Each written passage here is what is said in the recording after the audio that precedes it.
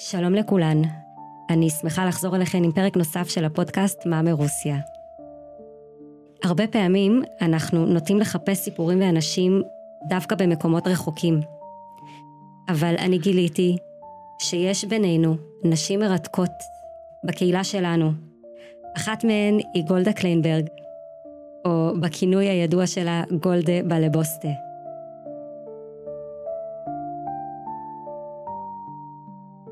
חשבתי שאני מכירה אותה, אבל מהר מאוד גיליתי שלא. בשיחה אחת של לא הרבה זמן, היא שיתפה בסיפור שונה ממה שאנחנו מכירות, מלווה בהשגחה יד ביד והרבה אמונה. אז אם גם את חושבת שאת מכירה את גולדה, את מוזמנת להקשיב וליהנות. מתחילים.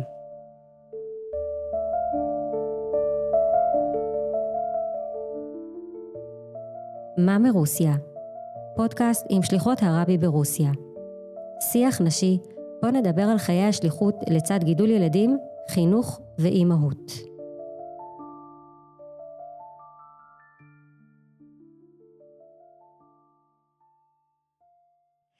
אוקיי, אני מתרגשת, אני מנסה ככה לסדר את המחשבות, לראות איך אנחנו מתחילות, ולקחת ככה נשימה כמו שצריך, שיהיה זורם. אז שלום גולדה. שלום שלום, ותודה שהזמנת אותי, זה מאוד מרגש. כן, זה מאוד מרגש, ואיזה כיף, סוף סוף שזה יצא לפועל. כמה ניסינו? ממש ככה. כמה פעמים קבענו? נראה לי מהקיץ, לא? כן, די מההתחלה, מהימים הראשונים, ואז הייתה איזושהי הפוגה, ואני כל כך שמחה לחזור לזה. אני מרגישה שבאמת כל פרק יש לו את הזמן שהוא צריך להיוולד, וכשאני יושבת איתך עכשיו אני מבינה כמה מדויק זה יכול להיות דווקא עכשיו לשבת עם גולדה בלבוסטה בערב פסח. כן, אני מקווה שזה יהיה באמת בזמן הנכון. אני בטוחה. אז בואי נתחיל. תספרי את על הילדות שלך, מאיפה גולדה הגיעה. כן, זה באמת יש לי סיפור מעניין. איך הגעתי למי שאני עכשיו. גדלתי בקייב, במשפחה מאוד יהודית. גם אבא וגם אמא שלי, כולם יהודים. סבות וסבתות דיברו בבית, רק יידיש, לא ידעו רוסית. אבל לצערנו, בגלל שזה היה ברית המועצות, אנחנו לא ידענו הרבה על יהדות.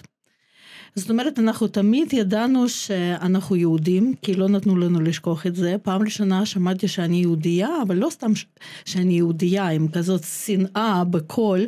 כשהייתי בת 2.5 בגן ילדים, ילד היה שם כזה חדר שינה ל-40 ילדים, ואני זוכרת ילד באותו גיל, בין 2.5, במיטה שלידי, בזמן מנוחת צהריים, אמר לי, עד ז'דובקה. ואז לא הבנתי מה זה בכלל, הייתי ילדה קטנה, אבל שמעתי בקול שלו שזה משהו מאוד שלילי. הגעתי הביתה ושאלתי את ההורים שלי מה זה אומר, המילה הזאת. אני באמת לא זוכרת מה הם ענו לי, כי הייתי קטנה, יכול להיות שהם הסבירו לי, אבל לא חושבת גם. אבל כל הזמן שמעתי את המילה הזאת, גם בחוץ וגם בגן, ואחר כך, לפני שהייתי צריכה להיכנס לכיתה א', אז הורים שלי השיבו אותי ואמרו, תראי, אנחנו יהודים. אז הם פעם ראשונה באמת הסבירו לי מי אנחנו ולמה אנחנו שונים, ואיך יהיה לי קשה בבית ספר, ואמרו לי, ליהודים תמיד קשה כי שונאים אותנו, ותצטרכי, אם את תרצי להיות תלמידה מצטיינת, תצטרכי לעבוד מאוד מאוד קשה, בשביל לקבל ציונים גבוהים, בגלל שאנחנו יהודים. ועם כזאת, עם כאלו דברים של ההורים שלי, הלכתי לכיתה א'. הייתי ילדה קטנה, מה חשבתי? עוד לא חשבתי שזה באמת יהיה קשה, אבל זה באמת היה קשה, כי כל הזמן הייתי צריכה להוכיח שאני באמת יודעת טוב, שאני מגיעה לציון גבוה, כל הזמן, כל שנות בית ספר הייתי צריכה להוכיח את עצמי, לעבוד מאוד קשה בשביל לקבל ציונים גבוהים, ואני בטבע, את יודעת, כזאת ילדה טובה, לומדת טוב, ותמיד רציתי שיהיו לי ציונים טובים, ובאמת עבדתי קשה. עד שהגעתי כיתה ח'. אז בבית ספר ברוסיה היו לומדים 8 או 10 כיתות, לא היו 9 ו-11 כמו עכשיו, ואחרי כיתה ח' היו או נשארים בבית ספר או ממשיכים לאיזה קולג'. ואני כל כך שנאתי את הבית ספר שלי האנטישמי, שמאוד רציתי לברוח מהבית ספר, ואמרתי להורים שלי שאני רוצה ללכת לקולג' למוזיקה, רוצה ללמוד מוזיקה. אני כבר מגיל 6 מנגנת, וכל כך אהבתי את זה, והייתה לי מורה יהודייה, שזה היה ממש נדיר. זה לא היה נדיר, היו הרבה מורות יהודיות למוזיקה, אבל בגלל שאני כל היום הייתי בבית ספר אנטישמי, ולהגיע סוף סוף למורה שמבינה אותי ומכבדת אותי, בגלל שהיא גם יהודיה, גם חיה אותם חיים קשים, אז מאוד אהבתי את מוזיקה, ואמרתי להורים שלי שאני רוצה ללכת לקולג' של מוזיקה, ואז הם סיפרו למורה שלי, ומורה אמרה, אוי, רק לא בקייב, בקייב לא מקבלים יהודים, דווקא בקולג' למוזיקה, אפילו שכל המוזיקאים ברוסיה היו יהודים, אבל היא אמרה להורים שלי, לכל עיר אחרת חוץ מקייב, כי בקייב לא מקבלים יהודים. היא בעצמה גם הייתה מאוד מאוד מוכשרת, ולא למדה בקייב בגלל הסיבה הזאת. אבל הייתי בת 14, מאוד ביתית, מאוד קשורה להורים שלי, שהייתה לי משפחה מאוד מאוד חמה, אני מאוד אהבתי את ההורים שלי, הם אהבו אותי. כמה ילדים אתם במשפחה? אנחנו 2, אני והאחי הגדול. האח הגדול, היה לי קשה המחשבה שבגיל 14 אני אצטרך לעזוב את הבית ולגור לא יודעת איפה, בעיר אחרת, אז אמרתי להורים שלי, אני לא רוצה לנסוע לשום מקום, ננסה להיכנס לקולג' בקייב, אם לא יצא אז לא יצא, הכל מן השמיים. כשהלכנו לשם להביא את הניירות שלי לפני המבחנים, אז מיד אמרו לנו, אנחנו לא מקבלים יהודים, את יכולה לנסות, אבל אנחנו לא מקבלים יהודים. איך זה עובד? זאת השאלה הראשונה ששואלים אותך, מי את יהודייה? היה כתוב בכל הניירות. בכל מסמך. בדרכול, במסמך, ביומן של הכיתה היה כתוב מי אני. אז תמיד כולם ידעו, וחוץ מזה היה לי שם משפחה כזה מאוד יהודי, שם היה... מה היה? מהבית אני גולדברג. גולדברג, כן, גולדה גולדברג. כן, היה מאוד קל לזהות מי אני. אוקיי. אז לפי שם המשפחה בטוח ידעו שאני יהודיה, ובכל הניירות היה כתוב שאני יהודיה, ממש בכל מקום, ונתנו לי באמת לעבור את כל המבחנים, אבל לא הכניסו אותי בגלל שאני יהודיה.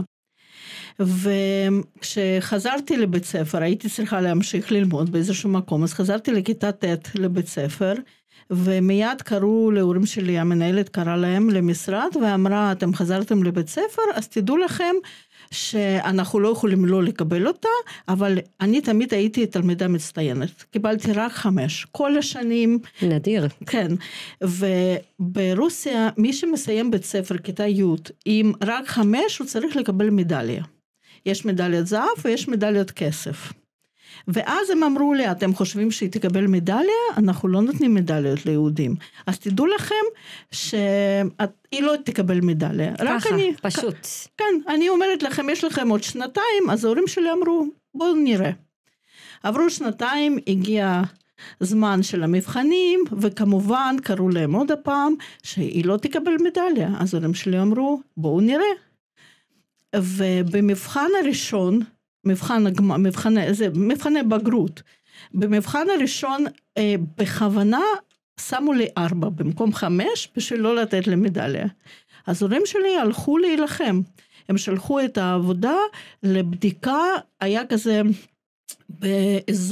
בכל אזור, בכל עיר, הייתה כזאת כמו קבוצה שהייתה בודקת מבחנים, שבאמת ההורים התלוננו שלא נתנו ציון נכון, והקבוצה הזאת הייתה, כששלחו את העבודה שלי, הקבוצה הזאת הייתה רק יהודים. והם ראו את השם משפחה, ראו את העבודה שלי, ראו שנתנו לי 4, והם אמרו לו, העבודה הזאת מגיעה ל5, וכבר לא היה למנהלת מה לעשות, כי זה הגיע כבר מלמעלה, והיו צריכים לתת לי מדליה, כן. אבל לא מדליית זהב שנותנים כשיש רק 5, נתנו לי מדליות כסף, כשנותנים שיש כל 5 ושתי 4, לי היו רק 5 בתעודה, אבל נתנו לי מדליות כסף.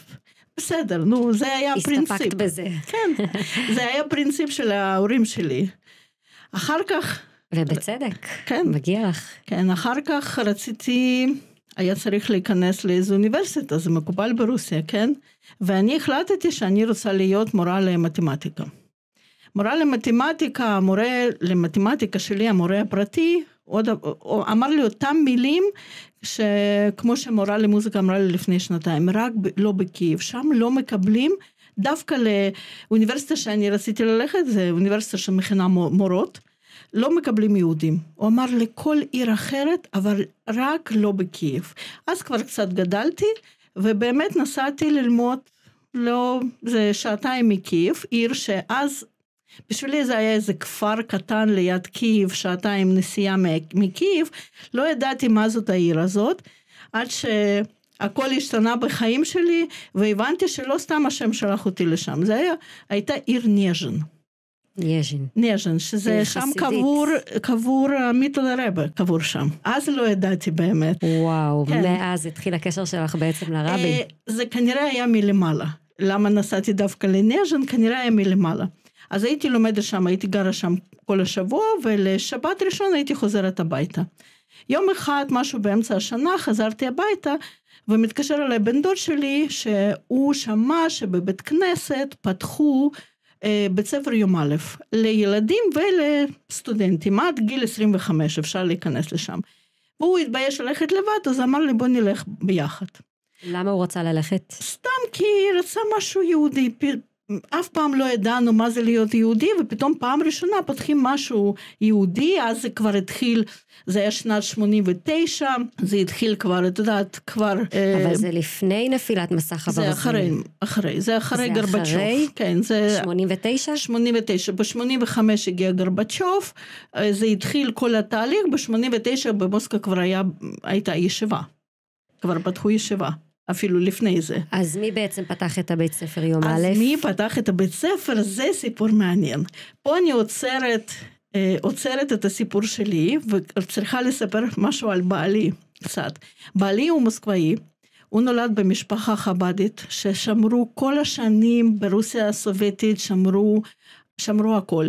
אבא שלו היה מחזיק, אחד מהאלטר החסידים של מוסקבה, מי שהחזיק את הקהילה, וטוב, לבעלי יש סיפור בפני עצמו, אבל בשנת 89 הוא כבר למד בישיבה פה במוסקבה, ישיבה תומכת מימים, שפתחו, נראה לי, פתחו ב-87, פתחו את הישיבה, והוא היה בין התלמידים הראשונים, ואז ב-89 הרבה שלח את כל התלמידים של הישיבה במוסקבה, שלח אותם לפתוח חיים יהודים, להתחיל חיים יהודים בכל מיני ערים גדולות בברית המועצות.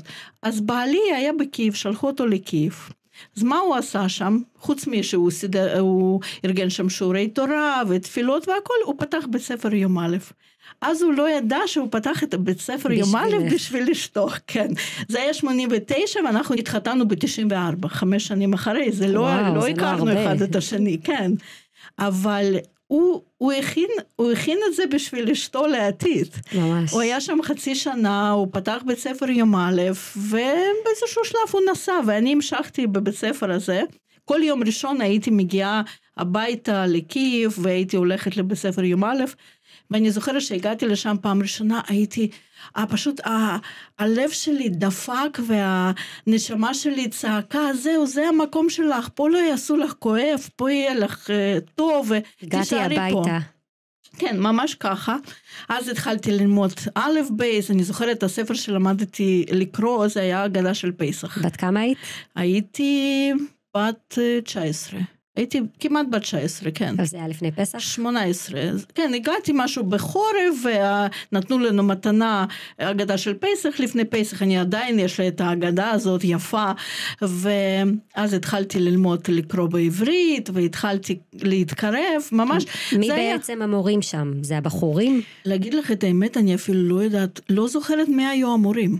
ממש לא זוכרת את התקופה הזאת, אני זוכרת את ההרגשה שלי שם.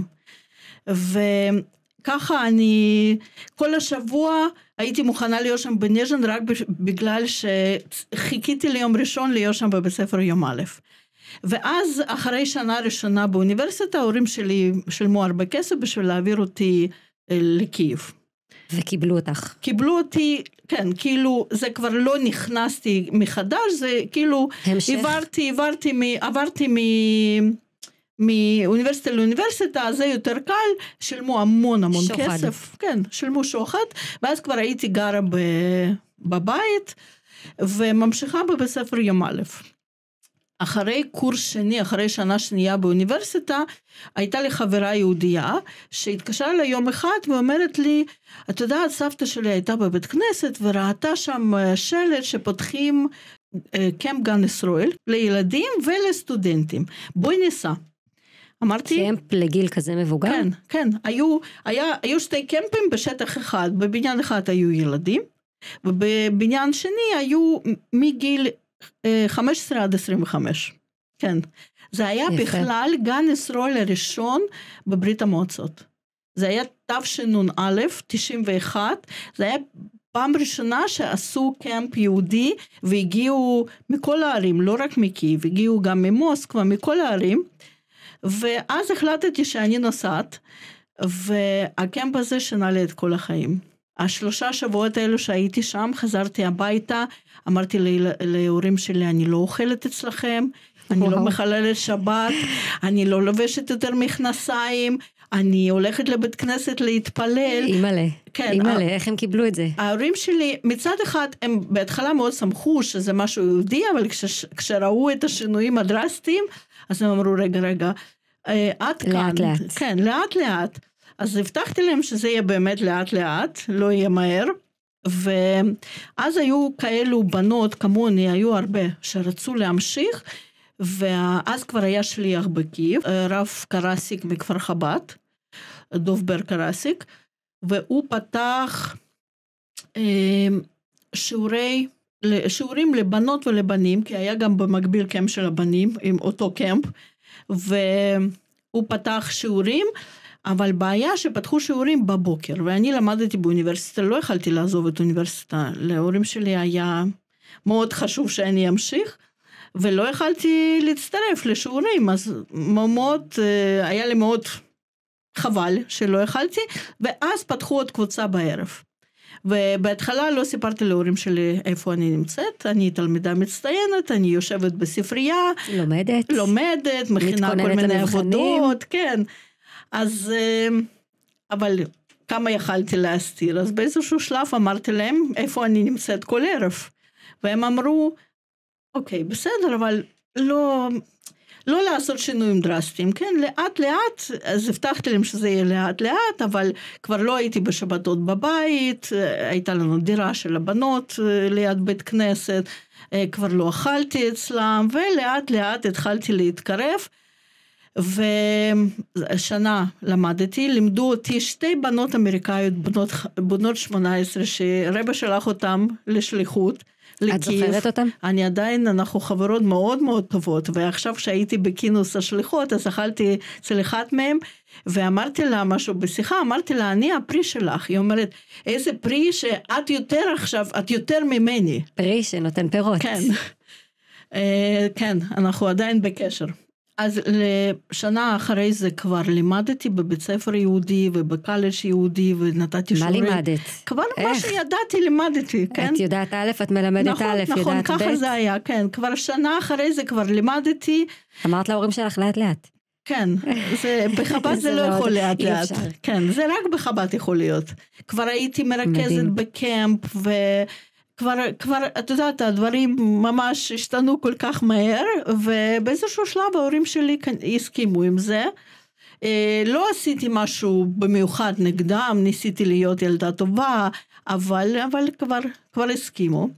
אחר כך הגיעה השאלה עם מי אני אתחתן, כבר הייתי בת 21 כמעט, והשליח, כשאני קוראת לו האבא הרוחני שלי, אז הוא מאוד דאג מה יהיה איתי עם השידוכים, לא היו בחורים אז, היו רק בחורות, לא יודעת למה איפה כל הבחורים? לא יודעת איפה כל הבחורים, אולי נסעו כבר לארץ, למוסקבה ללמוד, לא היו בחורים, אז לא ידעו אם אני אתחתן, כבר הגיעו עוד שלוחים לקייב, משפחת ושצקי, שהם עכשיו עדיין בקייב, והייתי מאוד התקרבתי אליהם, הייתי ממש כמו בת בית אצלם, וכולם מאוד דאגו מה יהיה עם השידוך שלי, כי ראו שאני באמת, אני מאוד רצינית ביידישקייט, לשמור הכל, ויום אחד הרב ושצקי דיבר עם הרב לזר בטלפון, זה היה 93, נ"ג, ומשהו הגיעו, בתוך השיחה הגיעו לידיעה שיש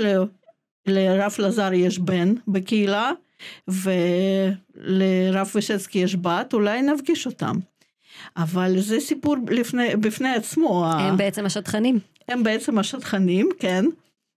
אבל בעלי גם, הוא כבר כמה שנים לא היה גר במוסקבה, היה במקרה במוסקבה, ממש במקרה, כי הוא למד כבר באמריקה, וההורים שלו כבר עברו לאמריקה, כל המשפחה כבר עזבה את רוסיה, והוא נסע לארץ לבקר את אחותו ואחיו, ונתקע שם, נגמרה לו הוויזה, והוא לא יכל לקבל ויזה, לחזור לאמריקה ללמוד, הוא כתב לרבא, ורבא כתב לו, הוא שאל את הרבא אם להישאר בארץ ולחפש שידוך, או לנסוע לרוסיה ולעשות ניירות. הוא לא שאל ולחפש שידוך, הוא היה כבר ממש בשידוכים, והרבא זה היה תשנ"ג, רבא כבר לא ענה, אבל הוא כאילו סימן, כן. והוא כתב שם, הרבא סימן שם לנסוע לרוסיה, ושיהיו בשורות טובות, משהו כזה. הבן שלנו לפני שנה מצא את המכתב הזה. הבן שלנו שלומד מה זאת אומרת מצא? למה לא היה לכם את זה? פרסמו את זה, כן. לפני זה לא פרסמו את המכתבים אחרי תשנ"ב, ומישהו פרסם את זה כתשורה לחתונה, והוא מצא שם את המכתב של בעלי. איזה דרישת שלום חמה. ממש. ואז בעלי נסע למוסקבה, עד הוא היה פה איזה חודשיים, עד שהוא עשה דרכון וויזה והכל, בינתיים לימד פה בישיבה, והציעו לו בחורה מתשכנת.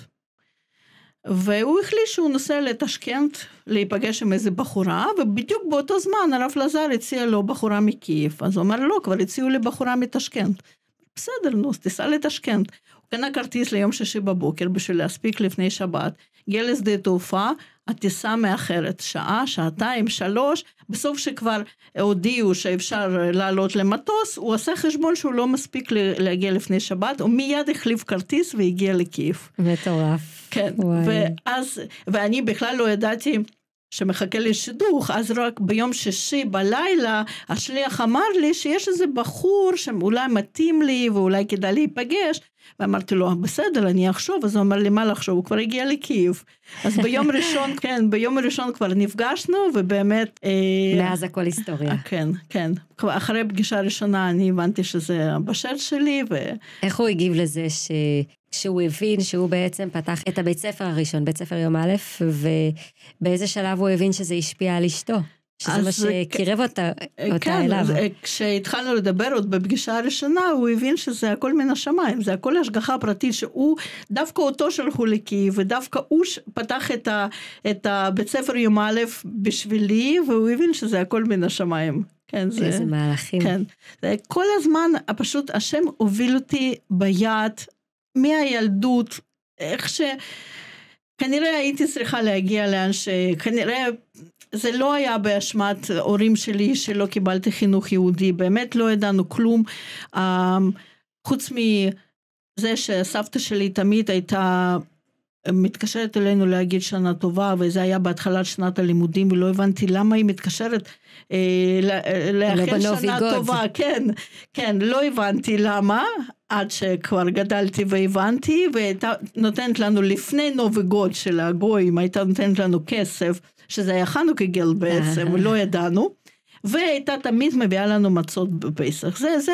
כל הדברים היהודים שידעתי מהילדות, וחוץ מזה לא ידענו כלום, אבל תמיד ידענו שאנחנו יהודים, תמיד, שאנחנו שונים, זה לא באשמת ההורים שלי, זה היו החיים של היהודים אז ברוסיה. כן. כן, אבל השם רצה שאני אחזור, ובאמת חזרתי, ומאז זה רק היסטוריה.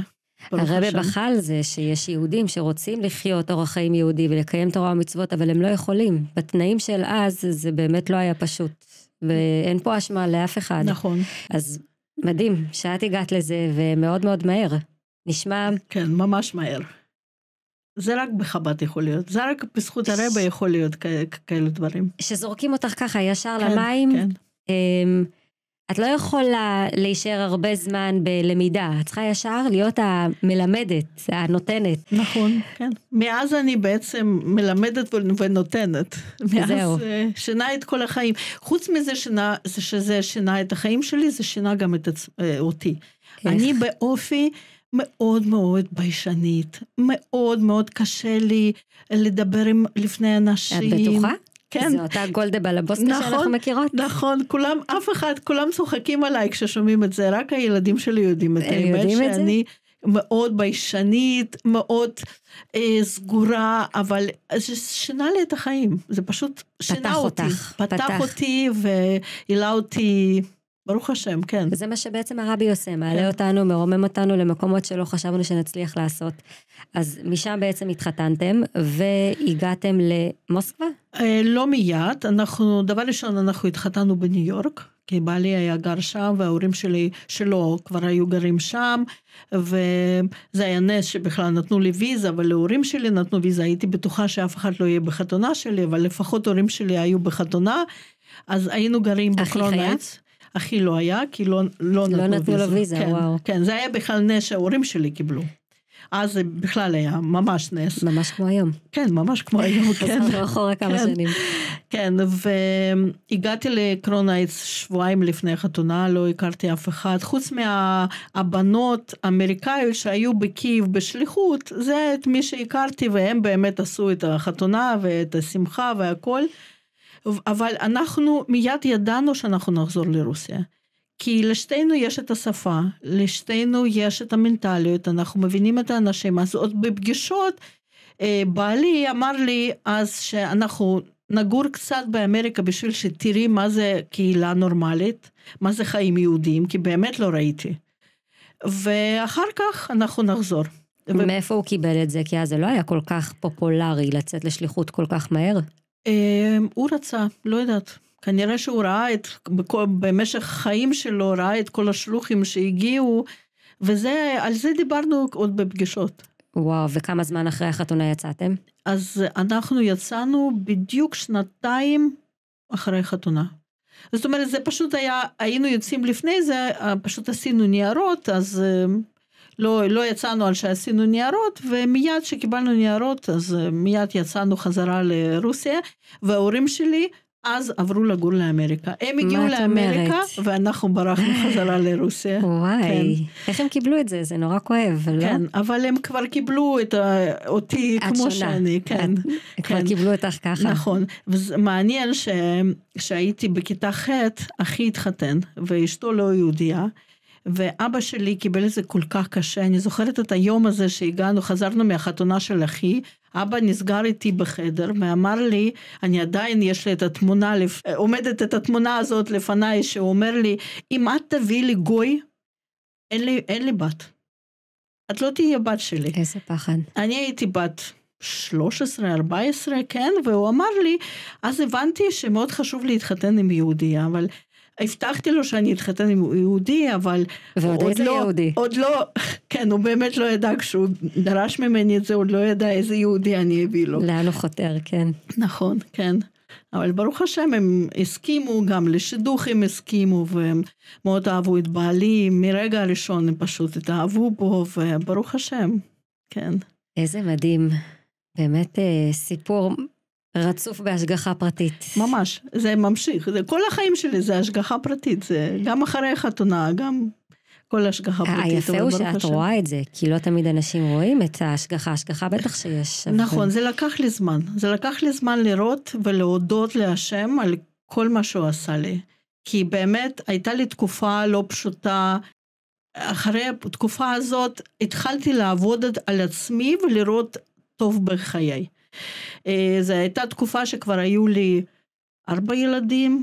הייתם פה במוסקבה? אני כבר פה במוסקבה, ואני מאוד קשורה להורים שלי, ואימא שלי, כשהבן הרביעי שלי מוטי היה בן 7 חודשים, אמא שלי נפטרה מהמחלה ההיא, ואני הייתי מאוד מאוד קרובה לאמא, מאוד קשורה לאמא, 9 חודשים אחרי זה ילדתי את לוי שלי, ויומיים אחרי הברית שלו אבא שלי נפטר. וואו. ואז אני זוכרת, אני לא זוכרת את הזמן הזה, אני זוכרת שהיו לי 5 ילדים, 2 תינוקים ממש, ההורים שלי נפטרו בהבדל של 9 חודשים בדיוק, והייתה לי תקופה מאוד מאוד קשה, אני זוכרת שהרגשתי שאני פשוט נופלת לאיזשהו בור, ואם אני לא אוציא את עצמי מהבור הזה, לא יודעת מה יהיה. הילדים צריכים אימא נורמלית. תפקדת, אף אחד לא ידע לזה, כי אני לפני כולם הייתי בן אדם נורמלי, אבל מה שהלך בפנים, ואז אני זוכרת שנה אחרי שאבא שלי נפטר, שלוויק שלי הקטן היה בן שנה, ביום הולדת שלי יש יום הולדת ב9 באב, אני זוכרת היינו אצל הרבה, ואני אמרתי שאני חייבת לקחת החלטה טובה, להתחיל לראות טוב בחיים שלי, ולהתחיל לשמוח, פשוט לשמוח. אבל איך בעצם את מגיעה לכל זה? כי ידוע שאין חבוש מתיר עצמו מבית האסורים, את נמצאת במקום מאוד מאוד קשה, ואת מגיעה להחלטה שמשנה את החיים שלך, אבל איך את מגיעה לזה? מישהו עזר לך? בא לי, רק בא לי. רק הוא ראה אותך בקושי? כן, כן. רק הוא, והיו לי כמה שיחות איתו שאני חייבת לחזור לחיים נורמליים, כי הוא הכיר אותי אחרת, כן? זה היה סוג של דיכאון אחרי לידה? זה לא היה דיכאון, לא. בעקבות הפטירה של ההורים? אני לא חושבת שזה היה דיכאון, אבל זה היה זמן, את יודעת שאת מתפקדת כרובוט. את לא, אין לך שמחת חיים, כן. יש לך ילדים מקסימים, הכל, אבל זה הייתה שנה מאוד קשה, ואז פשוט, אני בן אדם כזה, אם אני מחליטה משהו, אני עושה את זה עד הסוף. אז אני פשוט החלטתי שאני חייבת לשנות משהו בחיים שלי, ואני זוכרת שחזרתי מהקיץ לעבודה, והודעתי לכולם בחדר מורים, שזהו, אני לקחתי החלטה טובה ביום הולדת, להיות בשמחה, ולראות רק טוב בחיים, אז בבקשה, אל תפריעו לי, ובאמת... מה זה אל תפריעו לי? תעזרו לי.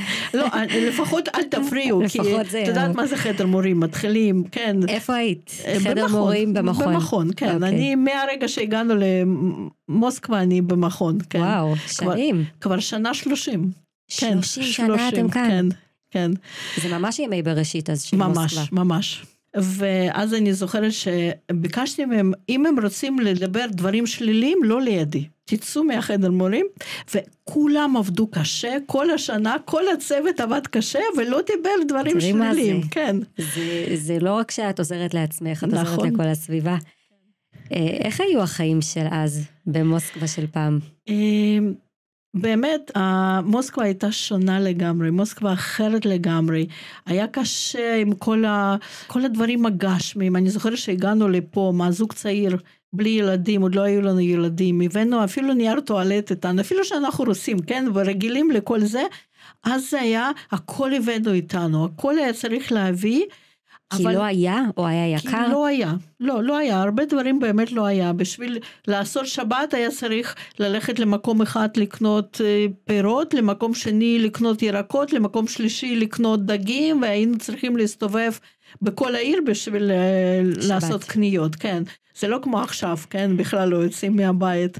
איזה עכשיו? רבע שעה את מזמינה משהו ויש לך בבית? רבע שעה, אפילו 5 דקות. 5 דקות מתחת לבית, כן. ממש ככה. אין את זה באף מקום בעולם, אגב. אבל אז קהילה הייתה מאוד קטנה ומאוד חמה. כל מוצאי שבת הייתה מלאה מלכה אצל מישהו אחר. אני זוכרת, זה היה לפני 30 שנה, נסענו, הייתה מלווה מלכה אצל, נראה לי משפחת מונשיין, הם היו גרים עוד רחוק בביביריבו, ונסענו בחזור במטרו, ביחד עם רב לזר רב ורבנית לזר, ביחד במטרו באחד בלילה, אני זוכרת. מי היה מאמין? כן, אפילו אני זוכרת על מה דיברנו אז, כן, זה היו זמנים, כן.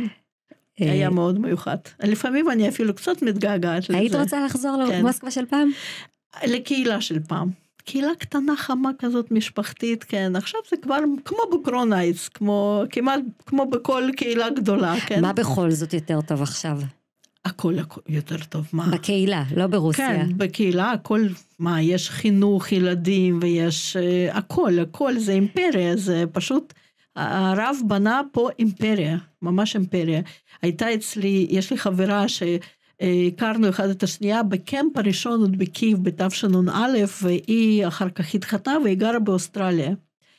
והיא אף פעם לא חזרה לרוסיה עד לפני כמה שנים היא הגיעה לפה פעם ראשונה, אחרי 30 שנה שהיא לא הייתה, וראתה כל זה, התחילה לבכות. היא אומרת, בשביל מה אני נסעתי לאוסטרליה? בשביל החינוך של ילדים שלי, בשביל חיים יהודי, ומה עם הילדים שלי? ילדים שלי עכשיו לאט לאט, קשה להם מיידישקייט והכל, ופה אצלכם הכל כזה מפואר, כזה יפה, הילדים מקסימים יוצאים. זה נכון, זה אנחנו. אז אם את מדברת על הילדים, כן. אולי תספרי קצת על איך את חינכת את הילדים שלך כאן, איך גידלת אותם, איזה דברים לקחת מהעבר שלך, והיה לך חשוב לתת לילדים שלך. אני יודעת שמוזיקה זה תחום מאוד מאוד חזק אצלך. נכון. וזה לא ויתרת, נכון? כן, אבל לא לכולם. לא לכולם? לא כולם מוזיקאים. כן, כל אחד לפי מה שמתאים לו, ואת יודעת לזהות מה מתאים לכל אחד. אז תספרי קצת על החינוך שלך בבית שלך. בבית שלי, של הילדים שלי, כן, עם הילדים. כן, עכשיו. דבר ראשון, היה לי הרבה זמן לחשוב על החינוך ילדים, כי לא היו לנו ילדים מיד, לקח לנו 6 שנים עד שנולד הילד הראשון, כן.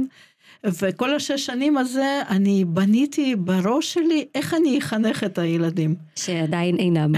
כן.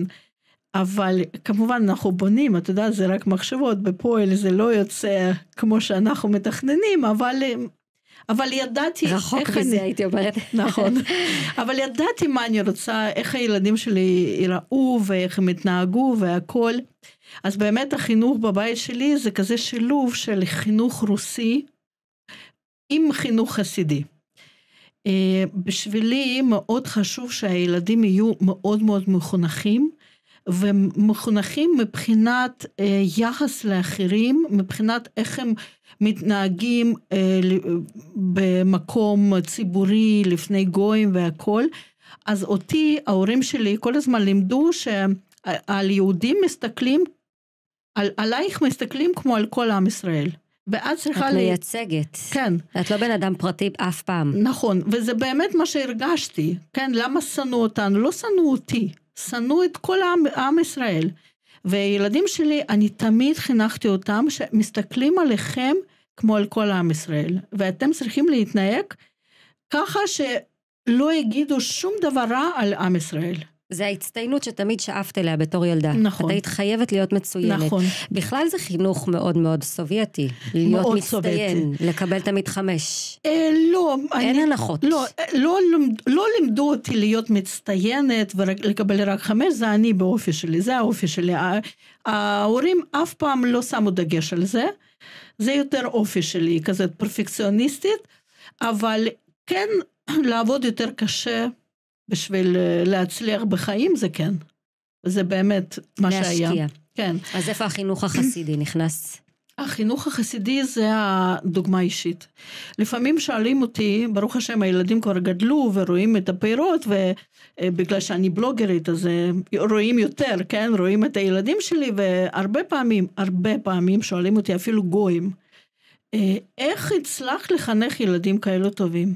אז אני אומרת, יש לי תשובה אחת, זה דוגמה אישית. אם ההורים מתנהגים בבית כמו שהם רוצים שהילדים מתנהגו, אז זה רק דוגמה אישית. אם יש סטנדרטים כאלו, אתה יודע שעושים בבית אחד ומחוץ לבית משהו אחר, או שדורשים מילדים משהו ואנחנו בעצמנו לא עושים את זה, זה אף פעם. הילדים הם חכמים, הם יודעים להבדיל. הם קולטים. כן, קולטים מיד. אז אצלנו לא היה כזה דבר שאומרים לילדים משהו, אבל אנחנו בעצמנו לא עושים את זה.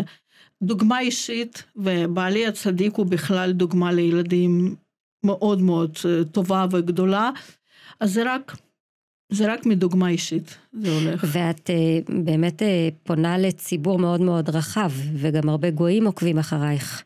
נכון. וזה שוב המקום הזה שאת מייצגת פה, את עושה ממש קידוש השם, את מייצגת עם שלם. ממש ככה, כן. זה אחריות. אחריות מאוד גדולה. הרבה פעמים אני אפילו שואלת את בעלי איך להגיב, או איך לכתוב, או איך לענות, כי באמת זה אחריות, מסתכלים עלינו. אז בואי נדבר קצת על השליחות שלך, על השליחות חוצה מגזרים, אולי חוצה יבשות, את נמצאת ברשתות חברתיות, את לא יודעת אפילו לאן את מגיעה. נכון.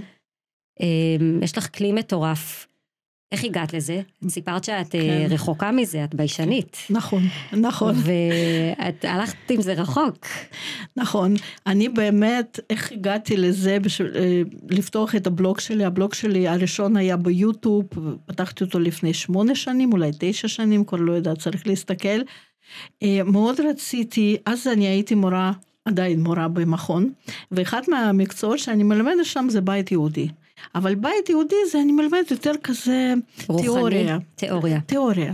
רציתי לתת לבנות פרקטיקה, כי ראיתי שהבנות במכון, שהן יוצאות מהמכון, אין להם, ובנות בית יהודי עם הרבה ילדים, הם לא יודעים איך להסתדר בבית, כי אין להם דוגמה מהבית, ומאוד רציתי להכניס פרקטיקה. אבל לא הספיק לי שעות, אז אמרתי, אני אסריט להם כמה וידאו, איך לקפל, דברים פשוטים, איך לקפל דברים בתוך הארון, כן, איך, לא יודעת, איך לסדר מטבח, איך לנקות, מה, רציתי לעשות את זה בשביל בנות מכון, כי ראיתי כשהן מתחתנות או כשהן מסיימות מכון, שמאוד קשה להם להסתדר בבית. שזה הגיוני, הם גדלו במקום אחר ואין להם מודל לחיקוי. נכון, האמת היא שגם אותי אף פעם לא לימדו. זהו, זה מה שבאתי לשאול אותך, זה נורא מעניין, את גם גדלת בסגנון חיים שונה. נכון, אבל אמא שלי הייתה מאוד מאוד מסודרת, פרפקציוניסטית, בבית שלנו היה תמיד ניקיון כמו, תמיד אנחנו צחקנו, כמו בחדר ניתוח, תמיד היה... סטרילי. כן, סטרילי, הכל מסודר, לא היו דברים מיותרים. אבל עדיין, אז קיבלת את זה, אבל את יודעת, מכל בחורה יהודייה, ולא משנה איפה היא גדלה, נדרש בסופו של דבר להיות בלבוסטה. נכון. כי אנחנו חיים, הייעוד שלנו להיות אימהות, ועם בית יהודי, עם הרבה ילדים, הרבה חגים, שבתות, שדפקות כל שבוע בדלת עם אורחים. נכון. ועכשיו אנחנו לפני פסח התארגנות של שנה בבית, וזה דורש מכל אחת משהו שלא בהכרח יש לכל אחת. את קיבלת אולי את הסדר ואת הארגון בבית, אבל איך ידעת, איך הצלחת להיות בלבוסטה?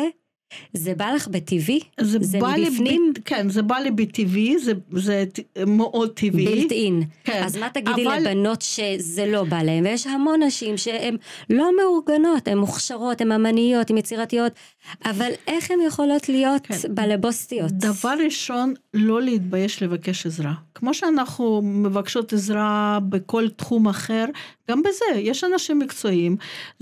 כשאני כמארגנת בבית, כן, לפעמים קוראים אותי לעזור, לבנות. בחוץ את מתכוונת, כן, משפחות. בבתים אחרים, כן. כן, בתים אחרים. לעזור להם לבנות את הסיסטם, בשביל לאחסן דברים והכל. אז צריך לבנות פעם אחת. אחר כך פשוט להחזיק את זה, זה יותר קל. כן, לתחזק את זה. לא להתבייש לבקש עזרה. לא להתבייש לקחת מישהו שיעזור לך. אנשים מקצועיים, זה נורמלי, זה טבעי. כמו שאני לא יודעת לצייר, אז אני מבקשת ממישהו שיצייר בשבילי. אבל את לא חייבת לצייר. נכון. אז זה לא שאת אומרת להם בסדר, לכו תהיו יצירתיות, תנגנו, תשירו, תרקדו. את אומרת להם בכל זאת אתם חייבות לדעת להתארגן, אתם חייבות עזרה. כי זה מאוד מאוד חשוב לילדים. כשיש סדר בבית וקצת, כשיש בלגן בבית, אין גבולות בבית, זה גם אחד מהדברים, חינוך שלי. אני אימא מאוד, להגיד שאני קשוחה, לא, אבל אימא עם גבולות. הילדים שלי מהילדות ידעו את הגבולות, וזה מאוד מאוד חשוב. אז כל הארגון הבית זה גם גבולות. זה כן? בעצם גבולות שבנפש, זה משקף נכון. מה שקורה שם בפנים. כן. אז בוא נגיד באמת, יש לנו נשים, אנחנו עכשיו נמצאות שוב לפני פסח, והן מאוד מאוד נלחצות מהארגון, כי זה באמת חתיכת פרויקט. איך את יכולה לעזור להם? איזה עצות פרקטיות, רעיונות, שיכולות לעזור לכל אחת? אוקיי, אז דבר ראשון, לכתוב רשימות. פשוט לכתוב רשימות, לשים בכל מקום על המקרר, על הקיר, איפה שאתם רוצים, רשימות קניות, רשימות דברים שצריך לעשות, ממש רשימות. אני בן אדם של הרשימות, ולא בטלפון, ביד. בדף ועט. דף ועט, כשאת יושבת לעשות רשימה, את כבר עושה סדר בראש. לפעמים כל החוסר ארגון הזה בא מחוסר סדר בראש. אז צריך קודם כל לסדר את הראש. איך מסדרים? אנחנו יושבים ופשוט כותבים מה אנחנו צריכים לעשות. זה כבר חצי עבודה. ואחר כך ללכת לפי רשימות, פשוט, ויש רשימות אפילו מוכנות, לפעמים אפילו לא צריך לכתוב, יש כבר דברים... רשימת קניות לפסח. כן. אני בדיוק עכשיו התחלתי לעשות כזה גייד ברוסית, גם עם כל הרשימות לבנות שקשה להם. זה כל כך מתבקש. כן. גם מישהי שגדלה בבית שהיא ראתה את זה, היא מעצמה לא עשתה את זה, ולא לכולם יש את זה בטבעי. אני מצאתי את עצמי בתור אישה צעירה, שאני לא יודעת מה קונים, מה מבשלים. אני בחיים לא עשיתי את זה. אז אם אין לך את זה בטבעי, את צריכה, כמו שאת אומרת, ללכת וללמוד. אז אם אפשר להיעזר, את אומרת, קודם כל, דבר ראשון, רשימות. כן, רשימות, אותי החיים לימדו. לא הייתה לי ברירה, לא הייתה לי אמא ליד שתעזור לי, לא היה לי את מי לשאול, כי את יודעת, אמא שלי גם לא כל כך הבינה בחגים ושבתות, כן? אז זה פשוט החיים לימדו אותי. ראיתי שאם אני לא אתחיל לעשות סדר בראש וסדר בחיים שלי, אני פשוט עיקרה. אני לא אוהבת למשל להגיע לשבת עם לשון בחוץ. גמורה. אני עם שבת שלי לא מוכנה ביום שישי ב-12 בצהריים, אני בלחץ. ב-12 בצהריים אצלי הבית נקי, שבת מוכנה, אני הולכת לישון. אפילו ששבת נכנסת ב9 בלילה. כן. אז יש לי יותר זמן לעשות את הדברים שלי ולנוח, כן. אז את יודעת, החיים שלי לימדו אותי לא להתחיל לעשות שבת ביום שישי בבוקר. אני מתחילה מיום שני. אצלי כל השבוע זה שבת, כן? זה ממש כמו התנאים ממש ככה. התכוננו לשבת. כן, רק יום ראשון. במשך כל השבוע. רק יום ראשון אין לי עדיין שבת, כי אני עוד בשבת לפני זה. מהשבת, כן. אבל מיום שני זה כבר אפייה. בואי תספרי לנו באמת. משבת פשוטה, ניקח את זה הלאה לכל החגים ואיך מתארגנים. כן, אני שונאת לעשות הכל ברגע האחרון. אני לא בן אדם של רגע האחרון, אני צריכה רוגע וסדר והכל לעשות מראש. כשהתחלתי לבשל בית חב"ד, וזה כמויות של אוכל, הבנתי שאני פשוט לא החזיק מעמד ככה הרבה זמן, אם זה יהיה ברגע האחרון. אז פשוט לימדתי את עצמי, חינכתי את עצמי להתחיל הכל מראש. אז מה עושים ביום שני? ביום שני אני הופעה. הופעה ומקפיאה. הופעה ומקפיאה, אני עושה חלות. ביום שני זה חלות. וואו. כן. יום שלישי זה כזה יום כזה שאני עושה, אני מזמינה אוכל, מוצרי מזון, שמגיעים ביום רביעי. אז יום שלישי זה יום קניות, יום רביעי אני כבר מתחילה לבשל, ממש לבשל, זאת אומרת אני מבשלת ירקות לסלטים, מזמינה בשר, ביום רביעי תמיד מגיע כל המשלוח של האוכל, של הבשר, של הדגים. הדברים הטריים בעצם. כן, וביום רביעי בלילה אני מתחילה כבר לעשות את הכנות לבישול. יום חמישי זה סלטים, ואני מנקה כל העופות, כל הבשר חותכת, שכבר הכל בתבניות, לתוך המקרר, בשביל שביום שישי בבוקר אני אכניס זה רק לתנור, הכל כבר מטופל והכל, וביום שישי בבוקר... מה נשאר לך לעשות? זה לשים צ'ולנט, שזה הכל כבר חתוך מראש. ביום חמישי הכל חתוך, אני רק מכניסה לסיר ומדליקה את זה. להכניס עופות לתנור, ולהכניס דג לתנור, גם ביום חמישי או ביום רביעי אני הופעה כל מיני עוגות ועושה קינוח. ביום שישי זה רק לטבל את הסלטים, לחתוך סלט חי, ולהכניס הכל לתנור, זהו. את מדברת פה על כמויות של אוכל. כמויות, ממש. אבל כמויות ממש, כן. סדר גודל של כמה איש? תראי, פעם, כשהייתי קצת יותר צעירה, אז באמת את כל השבת בשלתי לבית חב"ד, בערך 150 איש, כן, כל שבת. מטורף. עכשיו זה רק בשר אני עושה לבית חב"ד. והשאר הם מסתדרים. סלטים אנחנו מזמינים מוכנים, אבל בשר עדיין אני עושה. זה משהו שלא היה פעם, אפשרות להזמין פה דברים מוכנים. נכון, זה נכון, פינוק של נכון, היום. נכון. אנחנו הגענו, המפונקים, הדור הצעיר, חייבים את זה. כן, באמת, אבל בעלי לא אוהב להזמין אוכל מוכן, אז רק אין לו ברירה, כי אני לא אספיק. פעם הייתה לי גם עוזרת, כשהילדים היו קטנים, אז עכשיו פחות עזרה, אז הוא מבין שצריך קצת לתת לי מנוחה, אז נשאר לי רק בשר להכין. וואי, זה מדהים, אז את בעצם באמת כל השבוע מתכוננת לשבת. כן, וזה, את יודעת, כל כך מעניין בבלוג שלי, מה הכי אוהבים? לראות את המקרר שלי ביום שישי. ביום שישי אני פותחת את המקרר ואני מראה להם מה הכנתי. אפילו שכמעט כל שבוע אני מכינה פחות או יותר אותו דבר. הם כל כך, כל העוקבים שלי כל כך אוהבים את המקרר של יום שישי, כבר כותבים לי, אם זה בקיץ ואני עושה את זה יותר מאוחר, מראה להם, ב3 בצהריים, נו כבר 3 בצהריים, איפה המקרר? מי זה העוקבים? מי הקהל יעד שלך? כל מיני, יש הרבה יהודים, יש הרבה גויים, כל מיני, אבל כולם אוהבים את המקרר של יום שישי. האוכל של שבת. כן, ממש, והם כותבים לי, אנחנו מרגישים את הריח של שבת. זה עובר מסך, כמו שאומרים. כן, ממש ככה. ותגידי, היה איזשהו סיפור מעניין עם אחד העוקבים, משהו, איזשהו השפעה שראית? יש הרבה, באמת יש הרבה סיפורים. דבר ראשון, בזכות הבלוגים שלי, אני מצאתי הרבה יהודים. הרבה נשים כתבו לי, וואי, אנחנו כל כך אוהבים את יהודים, ואני מתחילה להתכתב איתם, ויוצא שהם יהודים. באמת. ומה עושים עם זה? את מקשרת אותם לקהילה? אני מקשרת אותם לקהילות, לרבנים, כן, ברוך השם, יש הרבה כאלו סיפורים. זה רק ברוסיה? האנשים שאת פוגשת? בעיקר ברוסיה, אבל לא רק. יש גם עוקבות מארץ ומאמריקה, ובאמת, כן, זה חלק מהשליחות.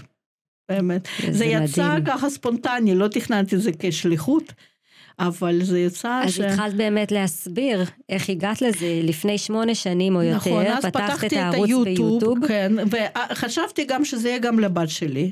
כי הבת שלי, אחר כך, כן, כשהיא תרצה איזה מתכון מאמא, תפתח יוטיוב ותסתכל. ספר מתכונים וירטואלי. ממש, אבל זה לא רק מתכונים, אבל זה כל מיני, כן. וזה התחיל מהבנות של המכון.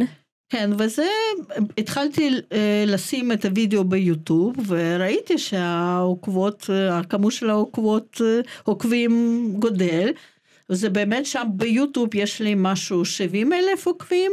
וואו. כן, אז אחר כך עברתי גם לאינסטגרם, ואחר כך עכשיו אני בטלגרם. בטלגרם זה בכלל יותר, כי ביוטיוב זה יותר בית, איך לסדר בית, איך לבשל, כל מיני דברים כאלו. אז בטלגרם זה בכלל על חיים יהודים. אני פשוט מראה להם חיים של משפחה יהודית. וכל כך אוהבים וכל כך, זה עושה ממש קידוש השם, כי יש הרבה גויים שקוראים וכותבים ועוקבים אחריי וממש אוהבים את זה. מדהים, באמת שליחות מיוחדת. היום אני חושבת שזה אחד המקומות שאפשר לפעול כל כך הרבה. ברוך השם. זה מיוחד. ברוך השם. זה הכל בזכות הרבה. רק בזכות הרבה. בטוח. הוא בעצם כתב אותך, בחר אותך להיות ככה. שליחה שלו, ואת מרגישה את זה. כן. נתקלת פעם באנטישמיות, במשהו קצת פחות נעים, בביקורת בבלוג שלך? כן, אנטישמיות אני מקבלת הרבה. זה אין מה לעשות. גם לזה את רגילה מילדות.